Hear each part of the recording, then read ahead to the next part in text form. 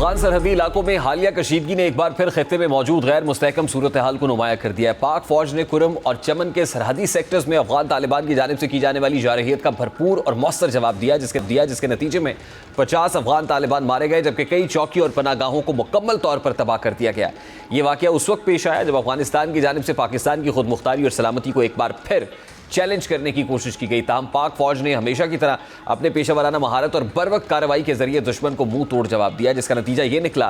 कि अफगान तालिबान ने खौफजदा होकर पाकिस्तान से जंगबंदी का मुतालबा कर दिया और इस मुतालबे पर जंगबंदी का फैसला कर लिया गया है। तर्जुमान दफ्तर खारजा के मुताबिक जंगबंदी का फैसला दोनों ममालिक की बाहमी रजामंदी से किया गया है। शाम 6 बजे से अगले 48 घंटों के लिए आर्जी तौर पर सीज़ फायर का फैसला किया गया है, यानी ये आर्जी जंगबंदी है और अफगानिस्तान भारत के इशारों पर फिर से इस आर्जी जंगबंदी मुआहदे की भी खिलाफ वर्जी कर सकता है। बहरहाल अफगानिस्तान की जानिब से यह हमला दरअसल इस बात का सबूत है कि अफगान सरजमीन अब भी पाकिस्तान मुखालिफ अनासर और भारत की प्रॉक्सीज़ के लिए महफूज पनाहगाह बनी हुई है। अफगानिस्तान में तालिबान हुकूमत के क़याम के बाद गो के इब्तदाई तौर पर यह उम्मीद की जा रही थी कि दोनों ममालिक के दरमियान एक नए बाब का आगाज़ होगा, लेकिन वक्त ने साबित किया कि तालिबान हुकूमत अपनी सरजमीन को दहशतगर्द गिरोहों के इस्तेमाल से रोकने में न सिर्फ नाकाम रही है बल्कि दानिस्ता तौर पर खामोश तमाशाई बनी हुई है। भारत की खुफिया एजेंसी रा तवील अरसे से पाकिस्तान के खिलाफ अपनी प्रॉक्सी जंग अफगानिस्तान के रास्ते लड़ रही है और रॉ के नेटवर्क ने अफगान तालिबान के अंदर मौजूद इंतहा पसंद धड़ों को इस्तेमाल करके पाकिस्तान के सरहदी इलाकों में बदमनी फैलाने की कोशिश की है।